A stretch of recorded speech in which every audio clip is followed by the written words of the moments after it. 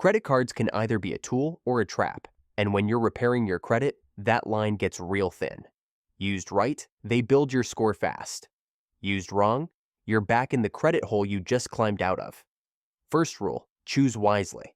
Look for credit builder cards with no annual fee, no security deposit if possible, and guaranteed monthly reporting to all three bureaus.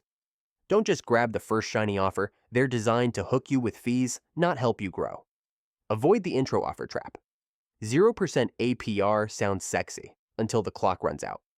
If you carry a balance past the promo window, that 0% can become 25%, and suddenly you're paying more in interest than you were in progress. The best cards while repairing credit? Secured cards with high approval odds or retail cards from places you already shop. Keep balances low, under 10%, and pay them off in full every month. That sends a signal. I know how to handle credit now. And remember, credit cards are tools for building, not spending. If it's not in your budget already, don't put it on the card.